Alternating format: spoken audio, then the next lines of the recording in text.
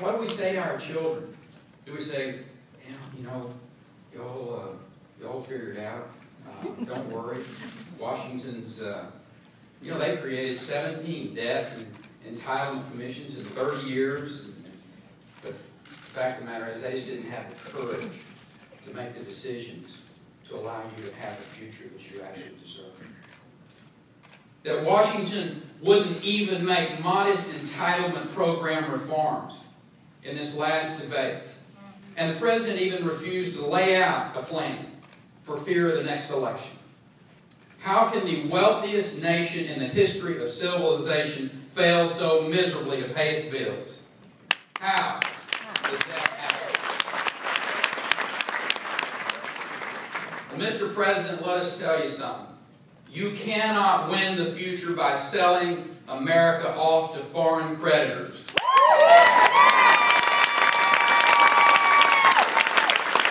cannot afford 4 more years of this rudderless leadership. Last week, that leadership failed. And the tax and spend and borrow agenda of this president led to the first ever downgrade of credit rating of the United States of America. In reality, though, this is just the most recent downgrade. The fact is, for nearly 3 years, President Obama has been downgrading American jobs. He's been downgrading our standing in the world. He's been downgrading our financial stability. He's been downgrading our confidence and downgrading the hope for a better future for our children. That's a fact.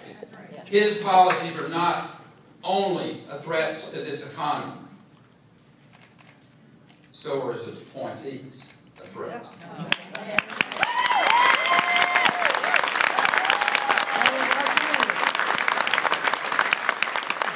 See, he stacked the National Labor Relations Board with anti-business cronies who want to dictate to a private company, Boeing, where they can build a plant. No president should kill jobs in South Carolina or for any other state for that matter, simply because they choose to go to a right-to-work state.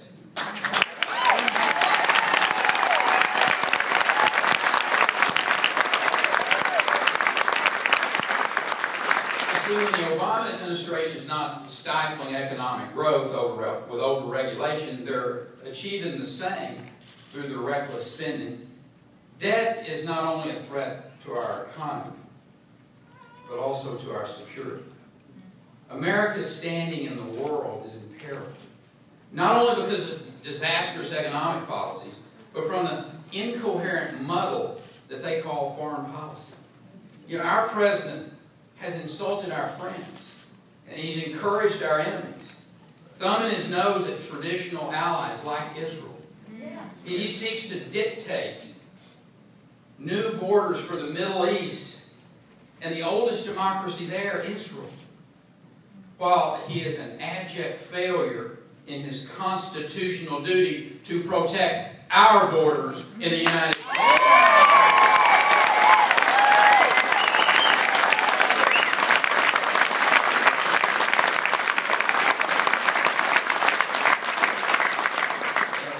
His foreign policy seems to be based on alienating our traditional allies while basing our domestic agenda on importing those failed Western European social values.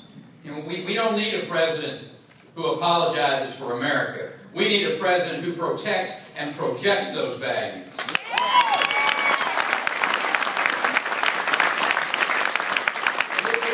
We're going to stand with those who stand with us, and we will vigorously defend our interests. And those who threaten our interests, harm our citizens, we will simply not be scolding you. We will defeat you.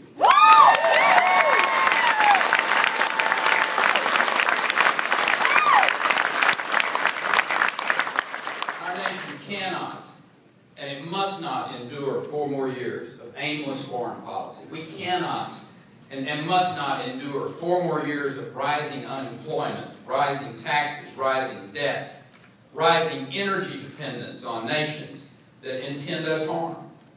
It's time to get America working again. To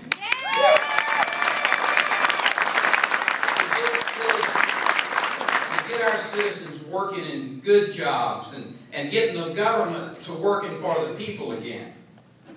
You know, page 1 of any economic plan to get America working is to give a pink slip to the current residents in the White House.